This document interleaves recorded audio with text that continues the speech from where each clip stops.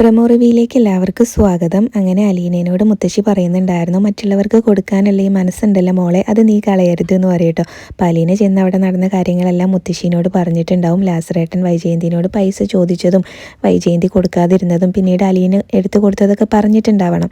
അതായിരിക്കണം മുത്തശ്ശി അലീനയോട് അങ്ങനെ പറയുന്നത്. പിന്നീട് രേവതിക്കുട്ടി ഗ്രേസമ്മയുടെയും മാമച്ചൻ്റെയും മകൻ്റെ റൂമൊക്കെ തുറന്ന് അവിടെ ഉണ്ടായിരുന്ന ഫോട്ടോ ഒക്കെ എടുത്ത് നോക്കുന്നത് കാണിക്കുന്നുണ്ട്. അപ്പോൾ ഗ്രേസമ്മ രേവതിക്കുട്ടീനോട് പറയുകയാണ്, അവനിപ്പോഴും ഞങ്ങൾക്കൊരു തീരാവേദനയാണെന്ന്. പിന്നീട് ബാലചന്ദ്രൻ അലീനയോട് ചോദിക്കുന്നുണ്ടായിരുന്നു, എത്ര വലിയ പണക്കാരിയാണെങ്കിലും അന്യ സ്ത്രീ വന്ന് ചോദിച്ചാൽ 3000 രൂപയ്ക്ക് എടുത്ത് കൊടുക്കുമെന്ന് ചോദിക്കും കേട്ടോ. അപ്പോൾ അലീന പറയും കൊടുക്കുന്നു, ഞാൻ കൊടുക്കുന്നു പറയുന്നുണ്ട് കേട്ടോ. പിന്നീട് അവിടെ ക്യാഷ് എന്തോ കാണാനില്ല എന്ന് തോന്നുന്നുണ്ട്. അപ്പോൾ ബബിതയും വൈജയന്തി എല്ലാവരും കൂടെ അലീന കിടക്കുന്ന റൂമൊക്കെ പരിശോധിക്കുകയാണ് കേട്ടോ.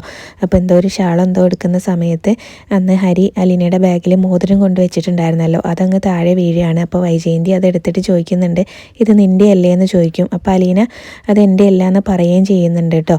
അപ്പോൾ ഇത്രയൊക്കെയായിരുന്നു പ്രൊമോയിൽ കാണിച്ചിട്ടുണ്ടായിരുന്നത്.